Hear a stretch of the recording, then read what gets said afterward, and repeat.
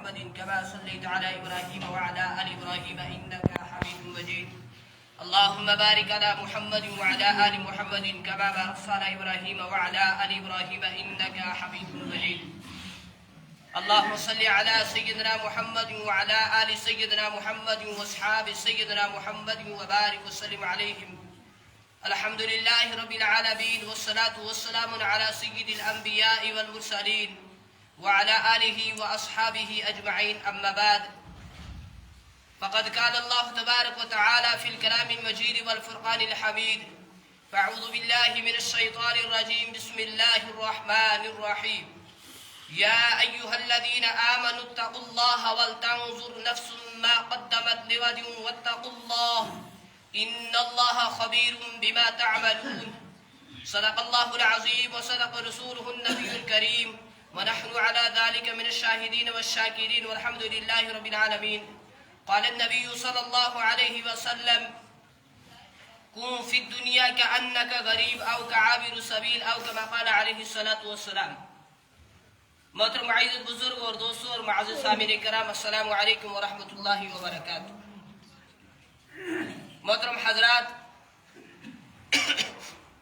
اللہ رب العزت کا بے حد فضل، کرم، احسان، شکر جس رب ذوالجلال نے اس پرفتن دور کے اندر، اس کے گزرے دور کے اندر ہمیں یہ توفیق عطا فرمائی کہ ہم سب اس کے اس پاک گھر کے اندر حاضر ہوئے۔ اللہ سے دعا کریں اللہ ہماری حاضری کو، بات کے کرنے کو، بات کے سننے کو، نماز جمعہ کے ادا کرنے کو قبول اور منظور فرمائے، ہمارے لیے دنیا کے اندر ہدایت کا اور آخرت کے اندر نجات کا، بخشش کا، مغفرت کا ذریعہ بنا۔ محترم بزرگوں، میں نے آپ حضرات کے سامنے قرآن مجید کے 28ویں پارے کی سورہ حشر کی آخری رکوع کی پہلی آیت تلاوت کی ہے، جس کے اندر اللہ رب العزت ارشاد فرماتے ہیں اللہ رب العزت کیا ارشاد فرماتے ہیں؟ فرمایا یا ایھا الذین آمنوا اتقوا اللہ، اے ایمان والو اللہ سے ڈرو، وَلْتَنْظُرْ نَفْسٌ مَا قَدَّمَتْ لِغَدٍ، ہر انسان یہ سوچے، ہر انسان یہ فکر کرے کہ اس نے آنے والے کل کے لیے کیا تیاری کر رکھی ہے۔ محترم بزرگوں، غور کرنے کا مقام ہے کہ خطاب کرنے والی ذات اللہ رب العزت کی ہے، جو احکم الحاکمین ہے، جو پوری کائنات کا خالق اور مالک ہے، جو چاند، سورج، ستاروں کو روشنی دینے والا ہے، وہ ایمان والوں سے خطاب کر رہا ہے، اور یہ شرف صرف ایمان والوں ہی کو نصیب ہے، اور یہ ایمان والوں کے لیے بڑے ہی شرف اور عزت و اعزاز کی بات ہے کہ اللہ رب العزت جو پوری کائنات کا مالک ہے وہ ایمان والوں سے خطاب کر رہا ہے، فرما رہا ہے اے ایمان والوں مجھ سے ڈرو، اور آپ یہ غور کرو، یہ فکر کرو کہ آپ نے آنے والے کل کے لیے کیا تیاری کر رکھی ہے۔ ہم اپنی زندگی کا جائزہ لیں، اپنے نفس کا محاسبہ کریں، ہم یہ سوچیں کہ ہم نے 24 گھنٹے کے اندر کتنے اعمال نیک کیے ہیں، کتنے بد کیے ہیں، ہم نے 24 گھنٹے کے اندر اپنی آخرت کو بنایا ہے یا بگاڑا ہے، ہم نے اس ہولناک دن کی زر سے بچنے کے لیے کیا تیاری کر رکھی ہے۔ محترم بزرگوں، آپ نے اس چیز کے اوپر غور و فکر کیا ہوگا، ابھی 2023 چلا تھا، اب 2023 ختم ہو رہا ہے، ابھی یوں لگا ابھی چلا تھا اور ختم ہو گیا، پتہ ہی نہ چلا، گویا ہماری زندگی سے 1 سال چلا گیا، ہم 1 سال اپنے گھر سے دور، قبر کے اندھیرے اس گڑھے کے قریب ہو گئے، ہم 1 سال دنیا سے دور آخرت کے قریب ہو گئے، اور ہم 1 سال زندگی سے دور موت کے قریب ہو۔ تو نیا سال جب آتا ہے، وہ خوشی آتا ہے جب، تو اس وقت خوشی نہیں منائی جاتی بلکہ آخرت کی فکر کی جاتی ہے کہ ہماری زندگی سے 1 سال چلا گیا، ہم آخرت کی فکر کر لیں، ہماری زندگی سے 1 سال کم ہو گیا، ہم آخرت کی تیاری کر لیں۔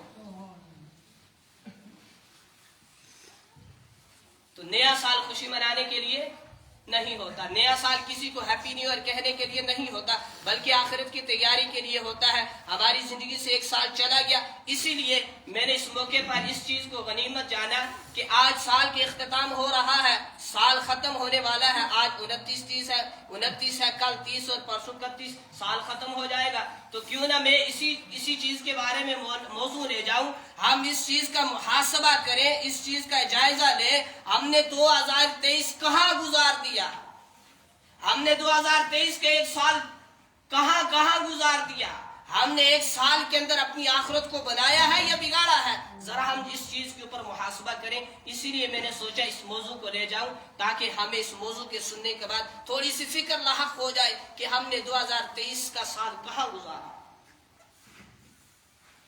آپ دنیا کے اندر دیکھیں، ایک معمولی سے معمولی آدمی اس چیز کا حساب لگا لیتا ہے، میری بھینس نے، میری گائے نے یا میری بکریوں نے کتنا دودھ دیا، میں نے ان پر کتنا، ان کے چارے کے اوپر، ان کے گھاس کے اوپر خرچ کیا، مجھے سال کا کتنا بن گیا۔ اور ہم مدارس والے بھی سال کا حساب لگاتے ہیں، ہمیں زکوٰۃ کتنی آئی، امداد کتنی آئی، لنگر کے اوپر کتنا خرچ ہوا، بچوں کے اوپر کتنا خرچ ہوا، کتابوں کے اوپر کتنا خرچ ہوا، مدرسے کے اوپر باقی کتنا خرچ ہوا۔ ایک فیکٹری چلانے والا بھی فیکٹری کا حساب لگاتا ہے کہ مجھے فیکٹری سے نفع ہوا یا نقصان ہوا۔ تو اگر ایک انسان مادی چیزوں کا، فنا ہونے والی چیزوں کا اس قدر مضبوطی کے ساتھ، پابندی کے ساتھ گوشوارہ بناتا ہے، تو پھر کیا اللہ رب العزت نے ہماری زندگی کا گوشوارہ نہ بنایا ہوگا؟ یقیناً بنا رہے ہیں۔ اور قرآن مجید کے اندر خبر دی، وَإِنَّ عَلَيْكُمْ لَحَافِظِينَ كِرَامًا كَاتِبِينَ يَعْلَمُونَ مَا تَفْعَلُونَ۔ ہم نے تم پر 2 نگراں مقرر کیے ہوئے ہیں جو تمہاری ہر حرکت کو لکھ رہے ہیں، جو تمہارے ہر عمل کو نوٹ کر رہے ہیں۔ تم کیا کرتے ہو، اچھا یا برا، وہ سب کچھ لکھا جا رہا ہے۔ قیامت کے دن یہ کرامن کاتبین، ہمارے کاندھوں کے اوپر جو فرشتے اس وقت تعینات ہیں، ہمارے ہر عمل کو لکھ رہے ہیں، ہمارے ہر عمل کو نوٹ کر رہے ہیں۔ یہ پورا گوشوارہ قیامت کے دن اللہ کے حضور پیش کریں گے کرامن کاتبین۔ اس وقت جس کی نیکیاں زیادہ ہو جائیں گی وہ شخص کامیاب ہو جائے گا۔ دعا کرو اللہ ہماری نیکیوں کا پلہ باری رکھے، وہ ایسا کامیاب ہوگا، ہمیشہ کے لیے کامیاب۔ اللہ حفاظت فرمائے، جس کی نیکیاں کم پڑ جائیں گی قیامت کے دن یہ گننے کا معاملہ تھوڑی ہوگا۔ اگر یہ ہوتا تو پھر اللہ بھی کہتا ہے 100 میں سے کتنے لاؤ، 33 لاؤ تو پاس کروں گا۔ ایسا نہیں ہے، قیامت کے دن اعمال گنے نہیں جائیں گے، تولے جائیں گے، وزن کیا جائے گا۔ تو جن کے اعمال زیادہ نکلیں گے وہ کامیاب ہو جائیں گے، اور ایسے کامیاب ہمیشہ کے لیے کامیاب۔ اللہ حفاظت فرمائے، جو ناکام ہو گیا ہمیشہ کے لیے ناکام ہو گیا، اللہ اس ناکامی سے ہماری بھی، پوری امت مسلمہ کی حفاظت فرمائے۔ اللہ ہمیں اس دنیا کے اندر بھی اور آخرت کے اندر بھی ہمیشہ کے لیے کامیابی ہی کامیابی عطا فرمائے۔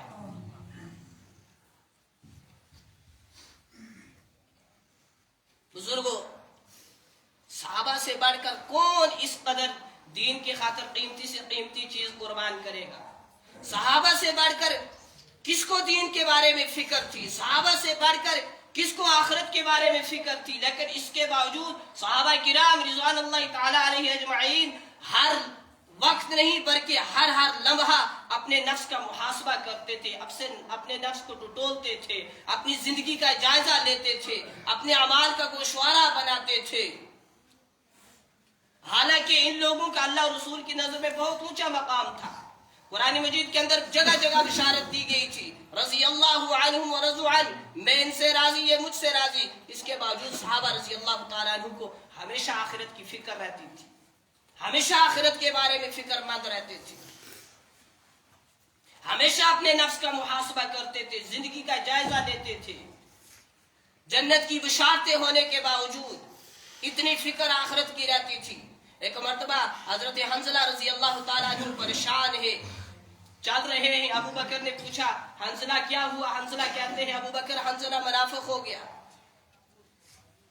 ابو بکر پوچھتے ہیں یہ کیا کہتے ہو؟ کہا جب میں اللہ کے نبی صلی اللہ علیہ وسلم کی خدمت میں ہوتا ہوں، آپ علیہ السلام کی باتیں سنتا ہوں، وعظ سنتا ہوں، اس وقت نبی علیہ الصلوۃ والسلام جنت اور جہنم کا تذکرہ کرتے ہیں، ایسا لگتا ہے وہ میں دونوں مناظر اپنی آنکھوں سے دیکھ رہا ہوں۔ جب آپ صلی اللہ علیہ وسلم کی مجلس سے چلا جاتا ہوں، جب گھر کے اندر چلا جاتا ہوں، اہل و عیال کے اندر لگ جاتا ہوں، تو وہ کیفیت ختم ہو جاتی ہے جو رسول اللہ صلی اللہ علیہ وسلم کی مجلس کے اندر ہوا کرتی تھی۔ اس لیے میں منافق ہو گیا۔ ابو بکر کہتے ہیں میرا بھی یہی حال ہے۔ دونوں کے دونوں حضرات جناب رسول اکرم صلی اللہ علیہ وسلم کی خدمت میں چلے جاتے ہیں، جا کر عرض کرتے ہیں یا رسول اللہ صلی اللہ علیہ وسلم، حنظلہ منافق ہو گیا۔ نبی علیہ السلام پوچھتے ہیں حنظلہ یہ تم کیا کہتے ہو؟ کہا جب ہم آپ کی مجلس میں ہوتے ہیں کیفیت کچھ اور ہوتی ہے، ایسا لگتا ہے ہم جنت کو بھی جہنم کو بھی اپنے سامنے دیکھ رہے ہیں۔ جب آپ کی مجلس سے چلے جاتے ہیں وہ کیفیت ختم ہو جاتی ہے۔ فرمایا جناب رسول اکرم صلی اللہ علیہ وسلم نے، حنظلہ اگر تمہاری وہی کیفیت رہے جو میری مجلس کے اندر میری خدمت کے اندر رہا کرتی ہے، پھر تمہارے بستروں پر تمہارے رستوں پر اللہ کے فرشتے تم سے مصافحہ کریں۔ اتنی فکر صحابہ کو آخرت کی۔ مولانا رشید احمد گنگوئی صاحب رحمۃ اللہ علیہ دارالعلوم دیوبند تشریف لائے، مجلس شورا ہو رہی تھی، حضرت والا کی تکبیر اولیٰ فوت ہو گئی۔ ایسا شدید صدمہ ہوا، فکر پڑ گئی ان کو۔ لوگوں نے کہا حضرت کیا ہوا؟ کہا آج 20 سال کے بعد میری تکبیر اولیٰ فوت ہو گئی۔ کتنے سال بزرگوں؟ 20 سال۔ 20 سال کے بعد میری تکبیر اولیٰ فوت ہو گئی۔ ایسا شدید رنج، ایسا صدمہ، ایسی فکر ہوئی کہ 20 سال کے بعد بھی میری تکبیر اولیٰ کیوں فوت ہوئی؟ حالی تکبیر اولیٰ چھوٹی، قضا نماز نہیں ہوئی۔ اتنی فکر، ہماری زندگی سے نمازیں بھی چلی جاتے ہیں، تکبیر اولیٰ تو دور کی بات، پھر ہمیں ٹس سے مس نہیں ہوتی۔ تو یہ تھا محاسبہ نفس، ہر وقت آخرت کی فکر۔ اللہ رب العزت ارشاد فرماتے ہیں یا ایھا الذین آمنوا اتقوا اللہ ولتنظر نفس ما قدمت لغد۔ اے ایمان والو مجھ سے ڈرو اور اس چیز کے بارے میں غور و فکر کرو کہ آپ نے آنے والے کل کے لیے کیا تیاری کر رکھی ہے۔ کون سا کل؟ سنیچر والا کل یا آخرت کے بارے میں؟ آخرت کے بارے میں کیا تیاری کر رکھی ہے؟ ہم دنیا کے بارے میں تو فکر کرتے ہیں، کوشش کرتے ہیں، محنت کرتے ہیں جو ان قریب ختم ہو جائے گی۔ فرمایا کہ اس چیز کے بارے میں، اس زندگی کے بارے میں تم نے کیا تیاری کی ہے جو کبھی ختم نہیں ہوگی۔ امام غزالی رحمۃ اللہ علیہ کا فرماتے ہیں کہ اگر پوری دنیا کو، یہ جو خلا ہمیں زمین سے آسمان تک نظر آ رہی ہے، اس کو سرسوں کے دانوں سے بھر دیا جائے۔ سرسوں کہتے ہیں جس وقت سرے دانے آتے ہیں، سرسوں کے دانوں سے آپ نے اندازہ کیا وہ کتنا چھوٹا ہوتا ہے۔ فرمایا کہ اگر پوری دنیا، یہ جو زمین ہے، زمین سے آسمان کی جگہ ہے، اس کو سرسوں کے دانوں سے بھر دی جائے، ہزاروں سال کے بعد ایک پرندہ آئے ان دانوں کو اٹھا کر لے جائے۔ فرماتے ہیں امام غزالی رحمۃ اللہ علیہ ایک وقت آئے گا یہ سرسوں کے دانے ختم ہو جائیں گے، آخرت کی زندگی ختم نہیں ہوگی۔ تو ہم دنیا کے لیے اتنی تیاری کریں جتنا دنیا میں رہنا ہے، اور آخرت کے لیے اتنی تیاری کریں جتنا آخرت میں رہنا ہے۔ اب دنیا کے اندر کتنا رہنا ہے؟ چند روزہ زندگی، نہ جانے کہاں زندگی کی شام ہو جائے، نہ اللہ کی پتہ نہیں کب اللہ کی طرف سے بلاوا آ جائے۔ اس لیے بزرگوں اس آخرت کی تیاری کر کے ہم نے تیار رہنا ہے۔ جب اللہ کی طرف سے دعوت نامہ آ جائے تو انسان خوشی خوشی چلا جائے، پھر اللہ کے یہاں شرمندگی نہ اٹھانی پڑے۔ اس لیے ہم نے تیاری کر کے رکھی ہے۔ ایسا نہ ہو کہ بارات، ایسا نہ ہو جائے کہ بارات والے لڑکے والے لڑکی کے یہاں بارات لینے کے لیے آئے، دلہن کو ساتھ لے جانے کے لیے آئے، تو دلہن والے کہیں ہم نے تو ابھی تیاری ہی نہیں کی، ہم نے ابھی تیاری نہیں کی، آپ اتنے جلدی آگے تو بتاؤ لڑکی والوں کو کتنی شرمندگی ہوگی۔ ایسا نہ ہو جائے، بلکہ ہم تیار رہیں آخرت کے لیے۔ ہم مرنے کے بعد کی زندگی کے لیے تیاری کر کے رکھیں تاکہ اللہ کی طرف سے بلاوا آ جائے، ہم خوشی خوشی اسے قبول کر کے اللہ کے پاس چلے جائیں۔ پھر وہ وقت آئے اللہ ہمیں دے کر خوش ہو رہا ہو، ہم اللہ کو دے کر خوش ہو رہے ہو۔ تو دنیا جو ہے یہ عمل کی جگہ ہے، حساب کی جگہ نہیں ہے. آخرت جو ہے وہ حساب کی جگہ ہے, عمل کی جگہ نہیں ہے. یہاں عمل کرنے ہی, حساب نہیں ہے. آخرت کے اندر حساب ہوگا, عمل نہیں ہوگا. تو اس لیے توشہ آخرت جمع کریں, آخرت کی فکر کریں, ہمیشہ آخرت کی فکر ہمیں سوار رہے. ہم اس چیز کے اوپر غور کریں. کتنے ہی لوگ ہماری آنکھوں کے سامنے مٹی کے نیچے چلے گئے, کتنے لوگوں کے ہم نے خود جنازے پڑھے, پڑھائے, خود غسل دیے, کاندھے دیے, ہاتھوں سے ان کی قبروں کے اوپر مٹی ڈالی ہے. اس چیز کے اوپر غور کریں. دنیا کے اندر آنے کی ترتیب ہے, پہلے دادا آتا ہے, پھر باپ آتا ہے, پھر پوتا آتا ہے. جانے کی نہیں ہے. جانے کی دادا یہی رہتا ہے, پوتا قبر کے اندر چلا جاتا ہے. جانے کی ترتیب نہیں ہے, آنے کی ہے. تو بزرگوں ایسا ہم نہ سوچیں کہ بڑھاپے کے اندر پہنچیں گے تو موت آئے گی. نہیں, جوانی کے اندر بھی موت آ سکتی ہے, بچپن کے اندر بھی موت آ سکتی ہے, بڑے ہو کر بھی موت آ سکتی ہے. پتہ نہیں کب زندگی کی شام ہو جائے. اس لیے ہم نے آخرت کے لیے تیاری کر کے رکھی ہے. غفلت والی زندگی سے ہم باز آ جائیں. کب تک ہم غفلت والی زندگی گزارتے رہیں گے؟ ایک نہ ایک دن اللہ کے پاس جانا ہے. احساس کی بڑی کمی ہے. ہم دیکھتے ہیں لوگ 5 وقت مسجد سے اذانیں ہوتی ہیں, نمازیوں کی آمد ہے, نمازی آتے ہیں, نمازی جاتے ہیں, دکانوں کے پاس سے گزر کر چلے جاتے ہیں. ہمیں ٹس سے مس نہیں ہوتی. ہم سوچتے ہیں یہ کاروبار مرنے کے بعد کام آئے گا, یہ دنیا کے مال و متاع کام آئے گا. بزرگوں یہ ساری چیزیں فنا ہونے والی ہیں. مرنے کے بعد اعمال صالحہ کام آئے گی. جس اولاد کی خاطر ماں باپ نہ رات دیکھتے ہیں, نہ دن دیکھتے ہیں, نہ صبح دیکھتے ہیں, نہ شام دیکھتے ہیں, نہ گرمی دیکھتے ہیں, نہ سردی دیکھتے ہیں, اتنی محنت کرتے ہیں, نہ حلال کی پہچان نہ حرام کی پہچان. بسا اوقات اللہ معاف فرمائے اللہ ماشاء اللہ, یہ سارا کچھ اولاد کی خاطر کرتے ہیں. جب یہی ماں باپ مر جاتے ہیں تو اولاد ان کے جسم سے کپڑے بھی پھاڑ کر اتارتی ہے. پھر جسم کے اوپر گھڑی باقی رہتی ہے, وہ بھی اتار لیتی ہے. ننگا جسم کر کے کفن کا ایک کپڑا اوپر لگا کر منو کے حساب سے مٹی کے نیچے دفن کر کے آ جاتی ہے. پھر ایک وقت وہ بھی آ جاتا ہے, بالکل اولاد بھول جاتی ہے کہ کبھی ہمارے ماں باپ تھے, کبھی ہمارے دادی دادا تھے, کبھی ہماری چاچی چاچا تھے, کبھی ہمارے مامی تھی, ماما تھا. دفن کرنے کے بعد سب بھول جاتے ہیں. پھر اس بیچارے اس انسان کو اکیلے قبر سے گزرنا ہے, اس زندگی کا حساب دینا ہے. آج ہر شخص دنیا کے پیچھے دوڑ رہا ہے. میرا اچھا گھر ہو, میری اچھی پہچان ہو, میرا اچھا بنگلہ ہو, میری اچھی گاڑی ہو, مجھے شہرت ہو. ان چیزوں کا بھوت انسان کے دماغ کے اوپر سوار ہے. لیکن جس مقصد کے لیے اللہ پاک نے دنیا کے اندر بھیجا تھا, یہ چند روزہ زندگی دے کر اس مقصد کو ہم نے پس پشت ڈال دیا ہے. یہ زندگی چند روزہ زندگی دنیا کی اللہ رب العزت نے ہمیں کس لیے دی تھی؟ کھیل کود کے لیے دی تھی. دنیا کے اندر کسی چیز کا تماشا دیکھنے کے لیے دی تھی؟ نہیں بزرگوں, یہ اللہ رب العزت نے چند روزہ زندگی ہمیں آخرت کی تیاری کے لیے دی تھی. اس زندگی کی تیاری کے لیے جو زندگی کبھی ختم ہی نہیں ہوگی. فرمایا آخرت کی صبح ہوگی, شام نہیں ہوگی.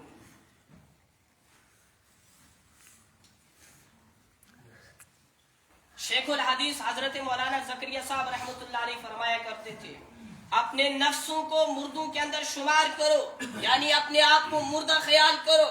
جب یہ تصور تمہیں نصیب ہو جائے گا, یہ تصور قائم ہو جائے گا, پھر اعمال کرنے آسان ہو جائیں گے.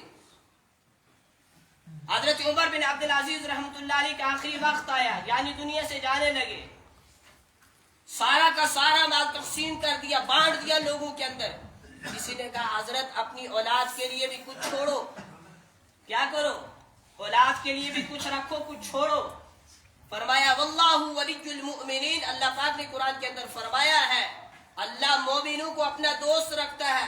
اگر میری اولاد صالحہ ہے مجھے ٹینشن نہیں ہے, لیکن اگر میری اولاد غیر صالحہ ہے, نیک نہیں ہے, تو پھر میں اپنا پیسہ ان کے اوپر خرچ کر کے ضائع کیوں کروں؟ اگر میری اولاد نیک ہے تو اللہ نے فرما دیا ہے واللہ ولی المؤمنین, اللہ مومنوں کو دوست رکھتا ہے. لیکن اگر غیر صالح ہے, نیک نہیں ہے, تو پھر اب میں اپنا پیسہ ان کے اوپر خرچ کر کے کیوں ضائع کروں؟ हमारे बड़ों के अंदर हमेशा आखिरत की फिक्र रहती थी। बादशाहों तक के अंदर मौत की तैयारी का जज्बा पाया जाता था। हमेशा आखिरत की फिक्र रहती थी। एक बादशाह गुजरा है, मोहम्मद शाह, मकरान का बादशाह, बड़ा नेक बादशाह। इसके बारे में किताब के अंदर लिखा है। एक दिन बादशाह शिकार करने के लिए चला गया, साथ में इसके सिपाही थे। बादशाह शिकार खेल रहा है, इसके सिपाहियों के हाथ एक बूढ़ी औरत की गाय लग जाती है। उन्होंने पकड़ा, ज़िबा किया और उसके बाद भूना और खा लिया। इस औरत को जब पता चला तो इस औरत ने उनसे मुतालबा किया, मेरी ये जो गाय थी इसी के दूध के ऊपर मेरा गुजारा होता था, तो तुमने मेरी गाय का गोश्त खा लिया, अब रकम तो दो, इसकी कीमत तो अदा करो।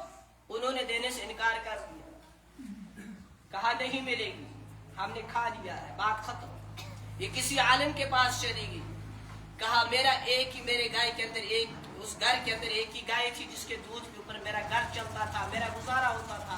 बादशाह के गुलामों ने पकड़ा है, उसे खा लिया है, अब मेरी रकम भी नहीं देते। तो आलिम साहब ने कहा कि बादशाह परसों या तरसों अपने घर जाएगा, तो वो रास्ते के अंदर से गुजरेगा, वहां एक दरिया आता है, उस दरिया के ऊपर एक ही पुल है, आप पुल पर पहुंच जाना और बादशाह की सवारी रोक लेना। सवारी रोकने के बाद सिर्फ इतना कहना, बादशाह सलामत, मेरे और आपके दरमियान एक मामला है, बताओ इस पुल पर हल करना चाहते हो या आखिरत के पुल पर, पुल सिरात पर हल करना चाहते हो? फिर क्या होगा? बूढ़ी कहती है फिर क्या होगा?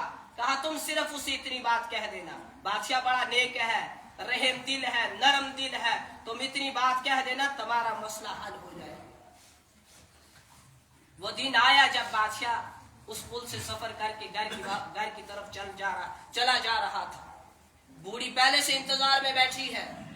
बादशाह की सवारी पकड़ ली, रोक ली, कहा बादशाह सलामत, मेरे और तेरे दरमियान एक मामला है, बताओ यहाँ हल करना चाहते हो इस पुल पर या आखिरत के अंदर पुल सिरात पर हल करना चाहते हो?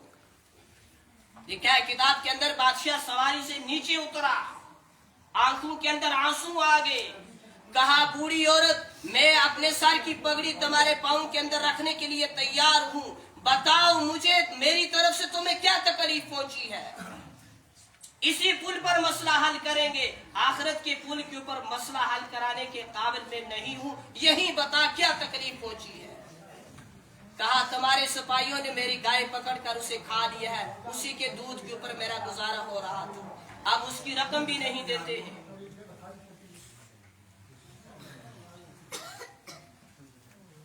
तो लिखा है किताब के अंदर, बादशाह सलामत बड़ा नेक था, नरम दिल था, बड़ा रहम दिल था। उसने 70 गायों के बराबर उस औरत को कीमत दी। कीमत देने के बाद उससे माफी मांग ली, उसको राजी कर लिया। कहा इसी पुल पर जो भी मसला है हल कर देंगे, आखिरत के पुल पर मसला हल करने की मेरे अंदर हिम्मत नहीं है, ताकत नहीं है। बादशाह है वक्त का बादशाह, इतनी फिक्र आखिरत की। और एक और बुजुर्ग गुजरे हैं, हजरत ख्वाजा कुतुबुद्दीन बख्तियार काकी, सब कह दो रहमतुल्लाहि अलैह। बुजुर्गों, इन लोगों के वाकयात हम मजे लेने के लिए नहीं सुनाते हैं, इबरत के लिए सुनाए जाते हैं। ये कोई रस्मी बात नहीं है, हर जुम्मा को हम आपके सामने गला फाड़ते रहे आधा घंटा और उसके बाद बात खत्म नहीं। क़यामत के दिन हमें आधे घंटे के अंदर कितने बोल निकाले थे जुबान से, इन बोल के बारे में हिसाब देना है, और आपने कितने लफ्ज सुने थे, आपको इन लफ्जों का हिसाब देना है। ये कोई रस्मी बात नहीं है। तो ये वाकयात इसलिए सुनाए जाते हैं कि हम इनसे इबरत हासिल करें। बड़े अल्लाह वाले थे हजरत ख्वाजा कुतुबुद्दीन बख्तियार काकी रहमतुल्लाहि अलैह। उस वक्त पीरों के पीर, वलियों के वली थे। लिखा है इनके बारे में, जब इनका आखिरी वक्त आया, इन्होंने 4 नसीहतें लिखवा दी। पहली नसीहत ये रखी, मेरा नमाज जनाजा वो आदमी पढ़ाए जिस आदमी की जिंदगी भर में जब से वो बालग हुआ है उसने होश संभाला है, उसकी तहज्जुद कभी कज़ा ना हुई हो। दूसरी शर्त ये लिखवाई ख्वाजा साहब ने, मेरी नमाज जनाजा वो आदमी पढ़ाए जिसने होश संभालने के बाद, बालिग होने के बाद, उसकी कभी भी सफर में, हजर में तकबीर उला ना छूटी हो, नमाज कज़ा ना, तकबीर उला ना छूटी हो। तीसरी शर्त ये रखी, मेरी नमाज जनाजा वो आदमी पढ़ाए जिसकी कभी भी असर नमाज के गैर मौक़िदा 4 सुन्नत ना छूटे हूँ। चौथी शर्त ये रख दी ख्वाजा साहब ने, मेरी नमाज जनाजा वो आदमी पढ़ाए जिसकी कभी भी किसी गैर औरत के ऊपर निगाह ना पड़ी हो। बड़ी टफ शर्तें रख के हजरत ख्वाजा साहब बड़ी मुश्किल शर्तें रख कर चले गए, मगर थे उस वक्त उस जमाने में भी कोई लोग ऐसे जो इन 4 शर्तों को भी पूरा करते थे। आज हमारी तरह खुदा फरामोशी का माहौल नहीं था, थे ऐसे लोग भी उस जमाने में। 4 शर्तें रखवा दी, उसके बाद ख्वाजा साहब इंतकाल कर जाते हैं। सुबह से लेकर शाम हो गई, जो भी आगे बढ़ता किसी के अंदर 2 शर्तें पाई जाती, 2 ना पाई जाती, किसी के अंदर 3 पाई जाती, चौथी शर्त ना पाई जाती, कोई भी नमाज जनाजा पढ़ाने के लिए आगे ना जाता। सुबह से लेकर शाम होगी, जनाजा रखा हुआ है, जनाजेगाह के अंदर जनाजा तैयार रखा गया है, लेकिन कोई ऐसा शख्स नहीं मिल रहा जिसके अंदर चारों की चारों शराइत पाई जाती हो। सुबह से शाम तक का वक्त हो गया, सारे लोग परेशान हैं, घर वाले परेशान हैं, कौन है अल्लाह का बंदा इतना नेक जिसके अंदर ये 4 शर्तें पाई जाती हैं। जब सुबह से लेकर शाम तक का वक्त हो गया, एक आदमी पहली सफ से आगे निकला, जनाजे के पास गया, जाकर कफन हटाया, कपड़ा हटाया, ख्वाजा साहब के चेहरे से, कहने लगे मरने वाला मर गया, मेरा राज फाश कर गया। मेरा ये राज सिर्फ अल्लाह को पता था, उनके बगैर ख्वाजा साहब को पता था। आज ख्वाजा साहब, अगर मैं आपकी नमाज जनाजा नहीं पढ़ाता हूँ, आपकी नमाज जनाजा बगैर नमाज जनाजा पढ़ने के दफन की जाएगी। अगर मैं आपकी नमाज जनाजा नहीं पढ़ता तो बगैर नमाज जनाजा पढ़ाने के आपको दफन किया जाएगा, लेकिन अगर पढ़ता हूँ तो मेरा राज फाश हो जाता है। उसके बाद लोगों की तरफ वापस मुड़े, मुखातब करके लोगों से कहा, लोगों सुन लो, मैं वो बंदा हूँ जिसके अंदर चारों की चारों शर्तें पाई जाती हैं। कहा मैंने जब से होश संभाला है, जब से बालिग हुआ हूँ, मेरी तहज्जुद कभी नहीं छूटी, असर के गैर मौक़िदा 4 सुन्नत नहीं छूटे, तकबीर उला कभी नहीं छूटी, और मैं वो इंसान भी हूँ जिसने गैर महरम औरत के ऊपर कभी भी एक मर्तबा भी भूल के भी निगाह नहीं डाली। मैं वो इंसान हूँ जिसके अंदर चारों की चारों शर्तें अल्हम्दुलिल्लाह पाई जाती हैं। उसके बाद ये जो आगे निकले थे, इन्होंने ऐलान करने के बाद नमाज जनाजा पढ़ा दी। और बुजुर्गों, हम जरा गौर करें कि ये नमाज जनाजा पढ़ाने वाला कौन शख्स था। ये कोई वली नहीं था, कोई आलिम नहीं था, कोई बुजुर्ग नहीं था, कोई और नहीं था। ये उस वक्त हिंदुस्तान का हुक्मरान था जिसका नाम शमसुद्दीन अल्तमश था। ये उस वक्त हिंदुस्तान का हुक्मरान था जिसका नाम शमसुद्दीन अल्तमश था। बादशाह होकर ऐसी जिंदगी गुजारी, तख्त शाही पर बैठने के बावजूद भी न नमाज तहज्जुद की कज़ा हुई, न तकबीर उला फौत हुई, न कभी किसी गैर औरत के ऊपर निगाह डाली, न असर की 4 रकात नमाज गैर मौक़िदा सुन्नत कभी छूटी। बादशाह होने के बावजूद, तख्त शाही के ऊपर बैठने के बावजूद, हमारी बदनसीबी में आपसे एक अर्ज करता चलूं ये है कि हम घर से आते हैं नमाज को जमात के साथ पढ़ने के इरादे से मस्जिद के अंदर, सर्दी के आलम में आते हैं, वुजू करते हैं, मस्जिद के अंदर आते हैं, हमने नमाज जमात के साथ पढ़नी है। बदनसीबी ये है, हम मस्जिद के अंदर खड़े हैं, उधर से सूरह फातिहा इमाम साहब ने शुरू कर दी, अभी तक हमारी तकबीर नहीं हुई होती है। तो वो बताओ बुजुर्गो, हमने कहा तकबीर उला से नमाज पढ़ी? हम मस्जिद के अंदर आने के बाद भी तकबीर उला से नमाज पढ़ने से महरूम है। ऐसी बदनसीबी है हमारी। मस्जिद के अंदर आए हैं तकबीर उला के साथ नमाज पढ़ने के इरादे से, जमात के साथ नमाज पढ़ने के इरादे से, मगर यहाँ से इमाम साहब ने सूरह फातिहा शुरू कर दी है, अभी तक हमने तकबीर तहरीमा नहीं कही है। तो बुजुर्गों, ऐसे ऐसे लोग हुआ करते थे जो तख्त शाही के ऊपर बैठने के बावजूद अल्लाह से इतना डरते थे, इतनी फिक्र रहती थी आखिरत की, हमेशा आखिरत की फिक्र कर सवार रहती थी। तो बुजुर्गों, हम इसी सिलसिले में आपके सामने ये मौजू लेकर आना हुआ है कि हम जरा इस चीज के ऊपर गौर करें। अभी सुन रहे थे 2023 साल शुरू हो गया, आज जनवरी 1 है 2023 की, लेकिन आप सुन रहे हैं जनवरी, इसकी 2023 की दिसंबर का आखिरी 2-3 दिन है, साल खत्म होने वाला है। हम इस चीज के ऊपर गौर फिक्र करें, अपनी जिंदगी का जायजा लें, अपने नफ्स का मुहासबा करें। हमने एक साल के अंदर क्या खोया, क्या पाया? हमने एक साल के अंदर आखिरत को बनाया है या आखिरत को बिगाड़ा है?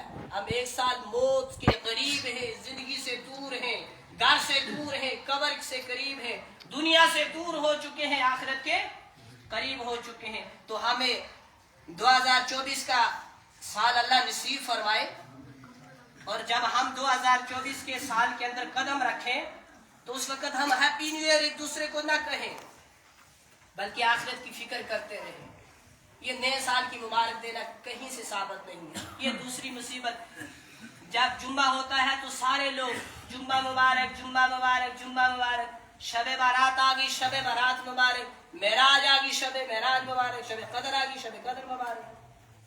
ये मुबारकी देने के लिए इंसान आया दुनिया के अंदर, आखिरत को आखिरत बनाने के लिए आया है। इन चीजों का शरीर के अंदर कोई सबूत नहीं है, इनकी कोई हकीकत नहीं है। ये मनगढ़ंत बातें हैं जो हमने माशरे के अंदर चला रखी हैं। इन चीजों से अपने आप को बचाएं। एक साल हमारी जिंदगी के अंदर आया था, हमने उस साल को खो दिया, चला गया हमारी जिंदगी से। वो किसी ने कहा कि जिंदगी से एक और ईंट गिर गई, नादान कह रहा है हैप्पी न्यू ईयर। ठीक है, हमारी जिंदगी से एक साल चला गया, हम आखिरत की फिक्र करें, अल्लाह को राजी करें, अल्लाह के अहकाम के ऊपर जिंदगी बसर करें, नबी अलैहिस्सलाम की मुबारक तरीके के ऊपर जिंदगी बसर करें। अल्लाह रब्बुल इज्जत से दुआ है जो हमसे कमी कोताही गुनाह हुए हैं, अल्लाह रब्बुल इज्जत इनको माफ फरमाए। अल्लाह रब्बुल इज्जत हम सब को फिक्र आखिरत से फरमाए और हम सब को कब्र हशर की तैयारी की तौफीक अता फरमाए।